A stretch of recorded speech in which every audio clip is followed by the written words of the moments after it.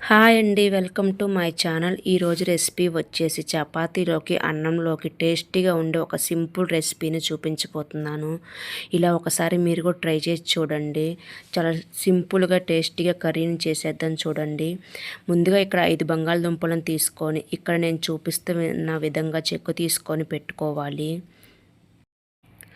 ఆ తర్వాత చిన్న చిన్న పీసులుగా కట్ చేసుకొని నీళ్ళలో వేసుకొని శుభ్రంగా కడిగి పెట్టుకోవాలి.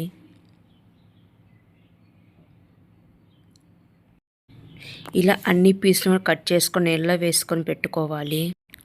ఆ తర్వాత స్టవ్ ఆన్ చేసుకొని కళాయిని పెట్టుకోవాలి. కళాయి వేడెక్కిన తర్వాత ఆయిల్ని వేసుకున్న తర్వాత ఆయిల్ వేడెక్కిన తర్వాత పోపు దినుసులను వేసుకొని ఆ తర్వాత కొద్దిగా కరివేపాకు వేసుకోవాలి. కరివేపాకు వేసుకున్న తర్వాత 2-3 పచ్చిమిర్చి ముక్కలను కట్ చేసుకొని వేసుకొని కొద్దిగా ఫ్రై అయ్యే వరకు ఫ్రై చేసుకోవాలి. ఆ తర్వాత ముందుగా కట్ చేసి పెట్టుకున్న బంగాళదుంపలను వేసుకొని ఒకసారి బాగా కలుపుకోవాలి.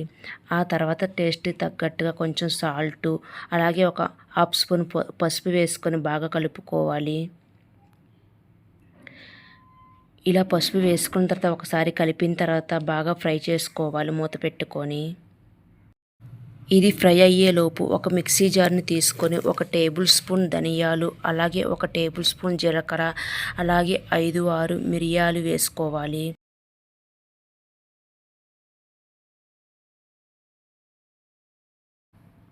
ఆ తర్వాత ముందుగా వేయించుకున్న 2 టేబుల్ స్పూన్ పల్లీలు వేసుకోవాలి. అలాగే 4 ఎండుమిరపకాయలు కూడా వేసుకోవాలి. ఆ తర్వాత 2 టేబుల్ స్పూన్ శనగపిండి వేసుకోవాలి. ఆ తర్వాత 1 టేబుల్ స్పూన్ కారం కూడా వేసుకొని బాగా గ్రైండ్ చేసుకొని పెట్టుకోవాలి. ఇక్కడ నేను చూపించిన విధంగా ఉంటే సరిపోతుంది. ఆ తర్వాత ఉడికించిన బంగాళదుంపల్లోకి ఈ పౌడర్ని అనేది వేసుకోవాలని ఇక్కడ నేను చూపిస్తున్న విధంగా బంగాళదుంపలు ఫ్రై అయితే సరిపోతుంది. ఇలా నైల్తో కట్ చేస్తే కట్ అయ్యేలాగా ఉండాలి. ఆ తర్వాత మనం ముందుగా గ్రైండ్ చేసి పెట్టుకున్న పౌడర్ని వేసుకొని ఒకసారి బాగా కలుపుకొని బాగా ఫ్రై చేసుకోవాలి. ఇలా ఫ్రై అయిన తర్వాత కొద్దిగా నిమ్మరసాన్ని వేసుకొని అలాగే కొద్దిగా కొత్తిమీర వేసుకొని ఒకసారి ఫ్రై చేసుకోవాలి.